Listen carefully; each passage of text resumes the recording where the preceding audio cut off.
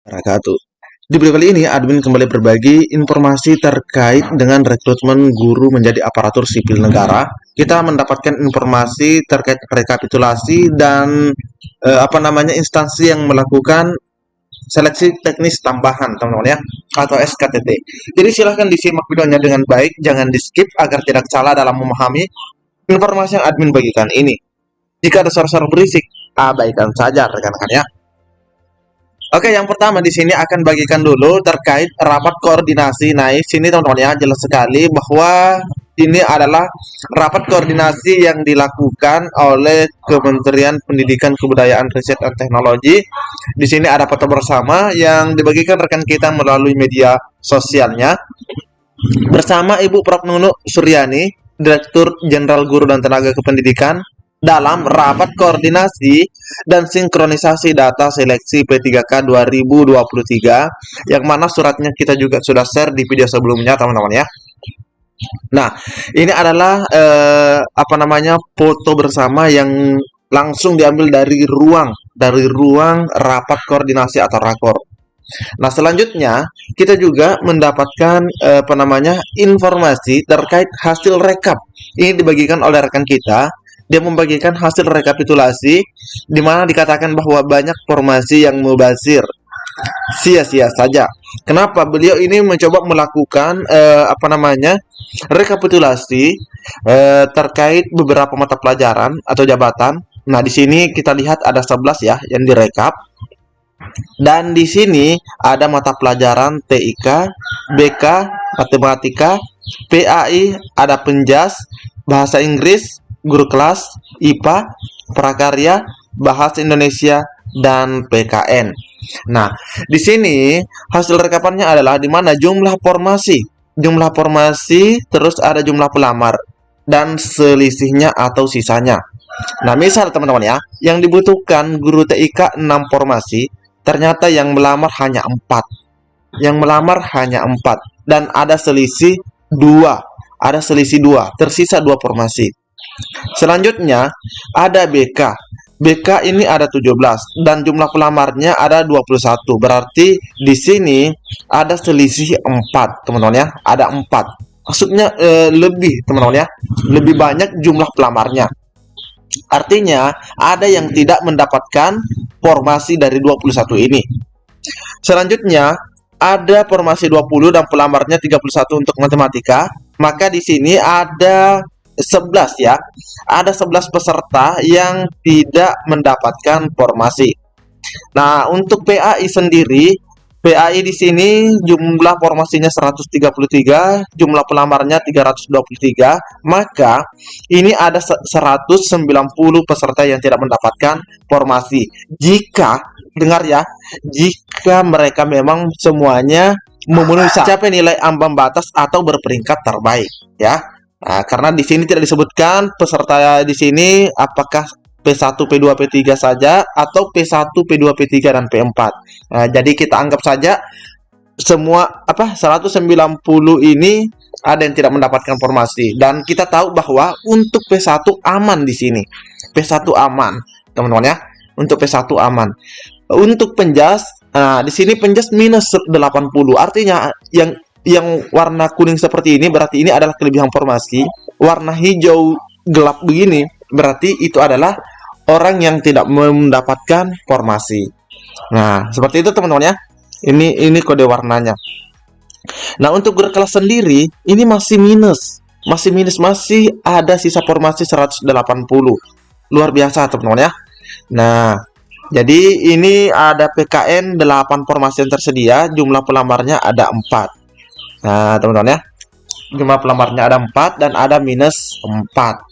Oke, teman-teman ya. Ya, selanjutnya teman-teman harus ingat bahwa jika diberlakukan reformulasi, ini kan ada formasi kosong ya. Untuk admin jelaskan khusus untuk warna kuning ini ya, yang sisa-sisa formasi ini, artinya yang mana tidak ada pelamarnya.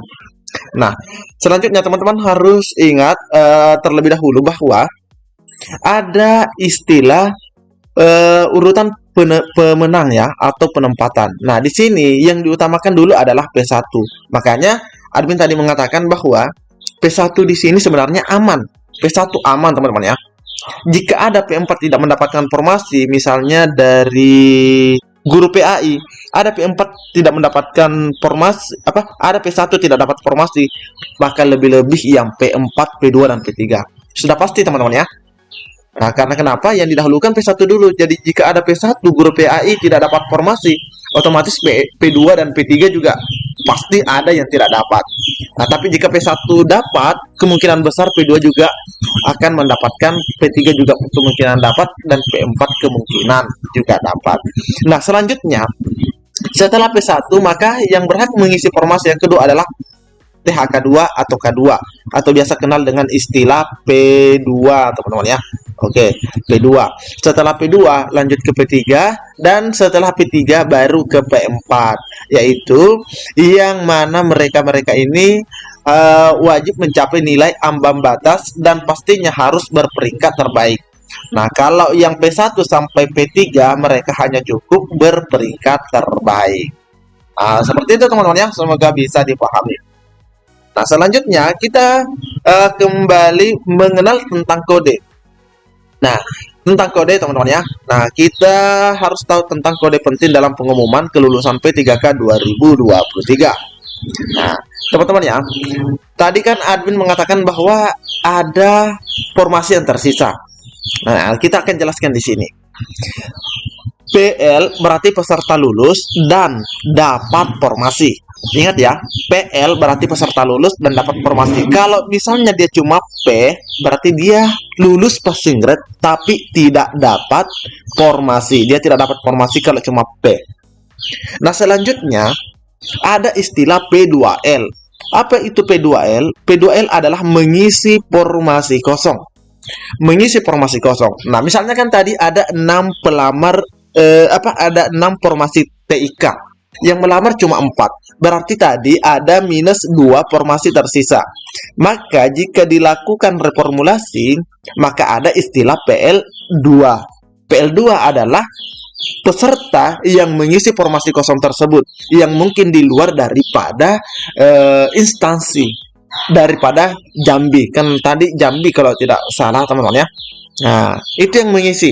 Karena di Kepmenpan RB nomor 14 juga seperti itu. Selagi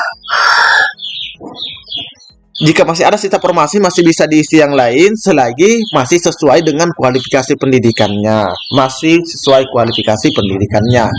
Jika memang diberlakukan reformulasi, kalau tidak reformulasi tidak diberlakukan, maka ini tidak bisa diisi teman-teman ya.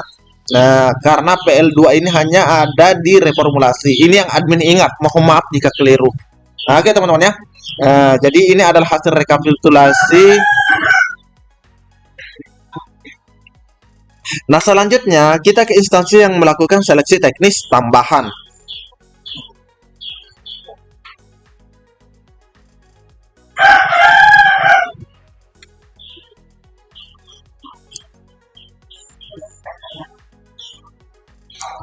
Nah, ini juga admin akan menjawab pernyataan dari teman kita yang mengatakan bahwa tidak ada istilah seleksi kompetensi teknis tambahan di instansi. Oke, selanjutnya terkait SKTT. Nah, ini teman-teman yang banyak yang mengatakan bahwa tidak ada SKTT di Kemendikbud. Nah, ini buktinya ada SKTT di Kemendikbud. Dan ini sebenarnya sudah disampaikan pada 18 September yang lalu, teman-teman ya. Nah, oke, sebelum kita ke mekanismenya, kita lihat dulu instansi-instansi yang melakukan SKTT. Nah, ini dia teman-teman ya. SKTT ini dilaksanakan ada 60 instansi, 2 provinsi, 53 kabupaten, dan 5 kota. Dan di sini yang terakhir itu adalah Kabupaten Tambrau. Dimulainya dari Pangandaran. Nah, ini ada Provinsi Sulawesi Tengah juga, teman-teman ya. Nah, yang melakukan SKTT itu akan melakukan pengumuman di luar daripada jadwal yang sudah ditetapkan. Ini pernah disampaikan oleh BKN, teman-teman ya. Nah, kalau misalnya yang tidak melakukan SKTT atau seleksi kompetensi teknis tambahan, itu pengumumannya dari tanggal 6 sampai 15. Nah, itu teman-teman ya. Jadi kalau misalnya yang tidak melakukan SKTT tapi dia mengumumkannya di tanggal 16, berarti ini dikatakan molor bagi yang tidak melakukan SKTT.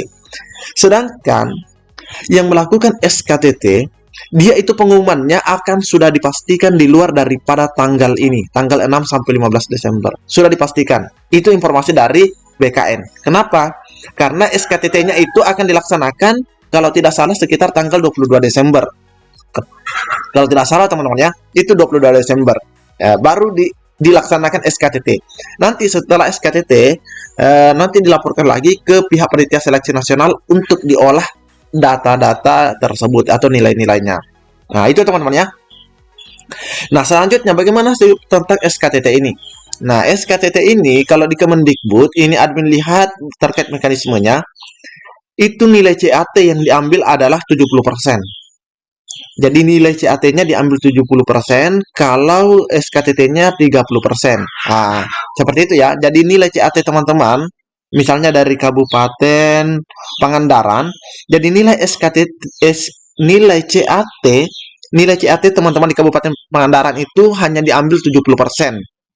Nah, nanti tambahannya ada di SKTT, yaitu 30%.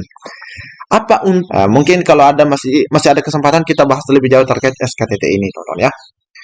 Oke, mungkin cukup sampai di sini. Assalamualaikum warahmatullahi wabarakatuh.